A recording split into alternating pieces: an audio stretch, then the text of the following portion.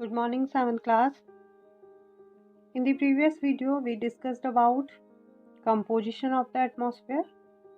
Today, we will discuss about structure of the atmosphere. वायुमंडल की संरचना। तो बच्चों, आज जो हमारा टॉपिक है वो है स्ट्रक्चर ऑफ द एटमॉस्फेयर, वायुमंडल की संरचना। तो स्टार्ट करते हैं हमारा आज का topic. Our atmosphere is divided into 5 layers. 5 layers हैं हमारे एटमॉस्फेयर में, starting from the earth surface. Earth का जो सरफेस है उससे स्टार्ट करेंगे तो हम ऊपर तक जाएंगे। तो जो पूरा एटमॉस्फेयर है, जो ब्लैंकेट है, उस ब्लैंकेट के अंदर क्या है, 5 लेयर्स हैं। कितनी लेयर्स हैं? 5 लेयर्स हैं। 5 अलग अलग स्फीयर में उस ब्लैंकेट को डिवाइड कर दिया है और वो 5 अलग अलग स्फीयर हैं। Troposphere, stratosphere, mesosphere, thermosphere, exosphere. तो वो जो पांचों लेयर हैं, जो 5 अलग अलग स्फीयर हैं, वो क्लियर हैं। पहला है आपका क्षोभ मंडल, समताप मंडल, मध्य मंडल, बाह्य मंडल, बहिर्मंडल। हिंदी में ये हैं और इंग्लिश में आपको भी बता दिया गया है। Troposphere, stratosphere, mesosphere, thermosphere, exosphere. तो ये क्या है, आपकी 5 अलग अलग स्फीयर हैं। ये पांचों स्फीयर हैं, मिलकर एटमॉस्फेयर बनाते हैं। और ये पांचों स्फीयर वेदर रिलेटेड घटनाओं से जुड़े हैं। तो डिस्कस करते हैं इन पांचों स्फीयर्स को। अब आपको ये डायग्राम दिखाई दे रहा है, ये आपकी बुक में भी दिया गया है। तो आप इस डायग्राम में देख रहे होंगे, ये आपकी वायुमंडल की परतें हैं। इन परतों को अलग अलग नाम दिए गए हैं और हर स्फीयर में जो आपको इसमें दिखाई दे रहे हैं, अलग अलग तरह की घटनाएं देखने को मिलेंगी। अब जो ये बॉर्डर्स हैं, उनको आप कैसे नाम देंगे? जो बाउंड्री होती है, जैसे ट्रोपोस्फीयर से स्ट्रेटोस्फीयर में एंटर करोगे तो उस बाउंड्री को कैसे नाम दोगे? हमने ट्रोपोस्फीयर से स्ट्रेटोस्फीयर में एंटर किया, तो इसकी जो बाउंड्री है उसको कैसे नाम देंगे? उसके लिए हमें इसके पीछे के क्लासिफिकेशन को समझना होगा। जो नीचे वाला स्फीयर है, जो ये नीचे वाला ट्रोपोस्फीयर है, उसके नाम पर बाउंड्री का नाम रखा जाएगा। मीन्स जो ट्रोपोस्फीयर है उसके नाम पर ही जो बाउंड्री है इसका नाम रखा जाएगा। जैसे ट्रोपोस्फीयर और स्ट्रेटोस्फीयर के बीच में जो बाउंड्री होगी उसको ट्रोपोपॉज कहा जाएगा। मीन्स ये है आपका ट्रोपोस्फीयर और ये है आपकी स्ट्रेटोस्फीयर। इनके बीच की बाउंड्री ये है, तो इसके नाम पर ही, ट्रोपोस्फीयर के नाम पर ही इसको नाम दिया जाएगा ट्रोपोपॉज। इसे क्या कहा जाएगा? ट्रोपोपॉज। पॉज मीन्स होता है एंड कर देना। मीन्स नीचे वाले स्फीयर के नाम पर ट्रोपोस्फीयर है तो उसका ट्रोपो लेंगे। जो नीचे वाला जो ट्रोपोस्फीयर है इसका ट्रोपो लेंगे और पॉज लगा देंगे। ट्रोपोपॉज का मतलब है ट्रोपोस्फीयर यहाँ पर रुक रहा है। मीन्स जो ये वाला स्फीयर है ये यहाँ पर क्या है, रुक रहा है। तो ऐसा ही सभी जो स्फीयर्स हैं, जितनी भी लेयर्स हैं उनमें होता है। मीन्स जो स्फीयर जहाँ पर खत्म होता है या जहाँ पर खत्म हो रहा है, उसके ऊपर जो बॉर्डर बनेगी उस बॉर्डर का नाम उसी पर आ जाएगा। मीन्स जैसे यहाँ पर स्ट्रेटोस्फीयर है और यहाँ पर आपका स्ट्रेटोस्फीयर खत्म हो रहा है, तो यहाँ से हम स्ट्रेटो लेंगे और इसमें स्ट्रेटो पॉज लगा देंगे। समताप सीमा मीन्स हमने समताप यहाँ से लेके लिया और यहाँ पर हमने इसकी सीमा लगा दी। हमने समताप, यहाँ पर जो है समताप मंडल की सीमा खत्म हो गई, मीन्स रुक गई है। यहाँ पर उस बॉर्डर का नाम उसी पर आ जाएगा। वो बॉर्डर वहां पर रुक रही है, तो आप इसको समझ रहे हैं। इसी तरीके से आपका मेसोस्फीयर है, तो यहाँ से हमने मेसो लिया और यहाँ पे पॉज लगा दिया। यहाँ पर इसकी सीमा खत्म हो रही है या यहाँ पर इसकी सीमा रुक रही है, तो यहाँ पर हमने इसे मध्य सीमा बोल दिया। मध्य मंडल यहाँ पर रुक रहा है, तो यहाँ पर मध्य सीमा। ऐसे आपका थर्मोस्फीयर है, फिर आपका एक्सोस्फीयर है। चलिए अब इन सारी लेयर्स को पढ़ते हैं। सबसे पहले है आपकी ट्रोपोस्फेयर, क्षोभ मंडल। तो सबसे पहली लेयर है आपकी ट्रोपोस्फेयर, क्षोभ मंडल। ट्रोपोपॉज क्या है? जो हमारी अर्थ है, अर्थ की जो सबसे नियरेस्ट स्फीयर की लेयर है जिसमें हम रह रहे हैं, वो हो गई आपकी ट्रोपोपॉज। ये बहुत महत्वपूर्ण परत है जो सबसे नीचे दिखाई दे रही है आपको। ये क्या है? बहुत महत्वपूर्ण लेयर है एटमॉस्फेयर की, क्योंकि ज़मीन को पूरी तरह से कवर किसने किया है? ट्रोपोस्फेयर ने। जो सबसे नीचे आपको जो लेयर दिखाई दे रही है ट्रोपोस्फेयर, इसने कवर करा है।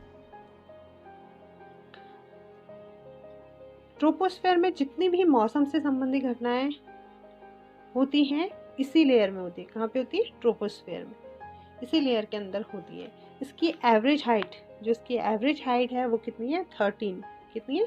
13 किलोमीटर है। और हमारा जो सबसे ज़्यादा इंटरेक्शन है वो ट्रोपोस्फेयर से होता है। आप समझ रहे होंगे कि हम लोग का सबसे ज़्यादा इंटरेक्शन किससे होता है? ट्रोपोस्फेयर से होता है। तो जो ऑक्सीजन हम लेते हैं वो यहीं एग्जिस्ट करती है, और जितनी भी मौसम संबंधी घटनाएं हैं वो सब ट्रोपोस्फेयर के अंदर होती हैं।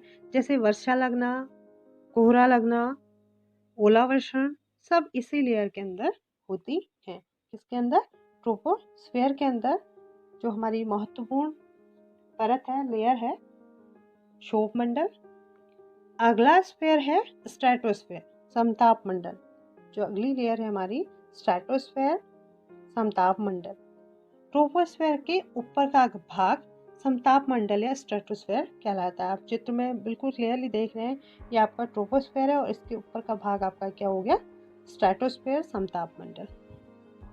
अब जहाँ ट्रोपोस्फेयर खत्म होता है वहाँ से 50 किलोमीटर तक स्ट्रेटोस्फेयर होता है। यहाँ पर आपका ट्रोपोस्फेयर खत्म हो रहा है और यहाँ से ऊपर 50 किलोमीटर तक, कितने किलोमीटर तक? 50 किलोमीटर तक आपका क्या है? स्ट्रेटोस्फेयर होता है। यह लेयर बादलों या मौसम संबंधी घटनाओं से लगभग मुक्त रहती है। मीन्स यहाँ पर ऐसी कोई घटनाएं नहीं होती मौसम से संबंधित या फिर बादलों से रिलेटेड, यहाँ पर कोई घटनाएं नहीं होती। मीन्स ये इन घटनाओं से मुक्त रहती है ये वाली लेयर। इसलिए जो यहाँ की जो परिस्थितियाँ हैं वो हवाई जहाज, जो एरोप्लेन होता है, उड़ाने के लिए क्या होती है? एरोप्लेन को उड़ाने के लिए बहुत सही होती है या बहुत अच्छी होती हैं। कहाँ की? स्ट्रेटोस्फेयर की। यहाँ पे आप चित्र में देख सकते हैं, यहाँ पे दिखाया गया एरोप्लेन। तो यहाँ की जो परिस्थितियाँ हैं वो एरोप्लेन उड़ाने के लिए बहुत सही होती हैं। किस कहाँ की? स्ट्रेटोस्फेयर की, समताप मंडल की। इसके साथ ही स्ट्रेटोस्फेयर, समताप मंडल की एक विशेषता यह भी है कि इसमें ओजोन गैस की परत होती है और यही लेयर हमें सूर्य से आने वाली हानिकारक गैसों से बचाती है, हमारी रक्षा करती है। तो ये तो थी आपकी स्ट्रेटोस्फेयर, सेकंड लेयर। दूसरी लेयर जो है हमारी स्ट्रेटोस्फेयर की बात की हमने। अगली जो लेयर है वो है आपकी मीजोस्फेयर, ये वाली थर्ड, मध्य मंडल, जिसे हिंदी में क्या कहा गया? मध्य मंडल। ये एटमॉस्फेयर की थर्ड लेयर है। फर्स्ट ये वाली थी, सेकंड ये हो गई और ये आपकी क्या है? थर्ड लेयर एटमॉस्फेयर की। और ये स्ट्रेटोस्फेयर समताप मंडल के ठीक ऊपर होती है। थर्ड लेयर है एटमॉस्फेयर की और ये क्या है? स्ट्रेटोस्फेयर। ये आपका स्ट्रेटोस्फेयर है और स्ट्रेटोस्फेयर के ठीक ऊपर होती है आपकी मीजोस्फेयर।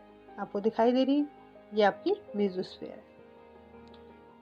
और ये लेयर लगभग 80 किलोमीटर की ऊंचाई तक फैली होती है। यहाँ पर से आप देखेंगे इसकी जो ऊंचाई है वो कितनी है? 80 किलोमीटर। इसकी कितनी है? 50। और जो सबसे पहले हम जिसकी बात कर रहे थे कौन सा था? ट्रोपोस्फेयर। ट्रोपोस्फेयर की ऊंचाई कितनी थी? हाइट, एवरेज हाइट कितनी थी? 13। तो 13। और आपकी स्ट्रेटोस्फेयर की कितनी थी? 50। और उसके बाद हमने अगली जो लेयर हम अभी पढ़ रहे हैं वो कितनी है? 80 किलोमीटर की ऊंचाई तक फैली है। कौन सी लेयर? आपकी मीजोस्फेयर। मीन्स ये 50 तक आ गई और 50 से 80 तक ये है, कौन सी लेयर है की ऊंचाई किसकी, कौन सी लेयर की है 50 से 80, वो है आपकी मेसोस्फेयर, मध्यमंडल। और अंतरिक्ष से प्रवेश करने वाले उल्कापिंड इसी परत में आने पर जल जाते हैं। इस वाली परत में जो अंतरिक्ष से जो उल्कापिंड हैं वो जो प्रवेश करते हैं इसी परत में आने पर क्या करते हैं, जल जाते हैं। कौन सी लेयर में, मेसोस्फेयर में। अगली जो लेयर है आपकी फोर्थ लेयर, थर्मोस्फेयर, ये वाली फोर्थ लेयर है आपकी थर्मोस्फेयर। इसको हिंदी में क्या कहा जाता है, बाह्य वायुमंडल। थर्मोस्फेयर नाम इसे इसलिए दिया गया है क्योंकि यहाँ पर लगभग जो तापमान है वो टेम्परेचर क्या होता है, धीरे धीरे बढ़ने लगता है। यहाँ पर थर्मोस्फेयर में जो तापमान है वो धीरे धीरे बढ़ने लगता है। और आयनोस्फेयर, यहाँ पर क्या है, आयनोस्फेयर, आयन मंडल भी इस परत का भाग है। ये वाली जो लेयर है हमारी, इसका भाग क्या है, आयन मंडल भी इस परत का भाग होता है। ये स्फीयर 80 से 400 किलोमीटर तक फैला है। ये वाला स्फीयर जो है आपका 80 से 400 किलोमीटर, कितना, 400 किलोमीटर तक फैला है, बड़ा स्फीयर है। ये वाला स्फीयर क्या आपका बड़ा स्फीयर है। और जो रेडियो संचार, जो गाने आप सुनते हैं वो सारे यहाँ से पॉसिबल हो पाते हैं। मीन्स रेडियो संचार के लिए इस लेयर का उपयोग होता है। कौन सी लेयर का, थर्मोस्फेयर का। कौन सी लेयर है हमारी, फोर्थ लेयर है। अब जो सबसे बाहर वाला एटमॉस्फेयर का पार्ट है,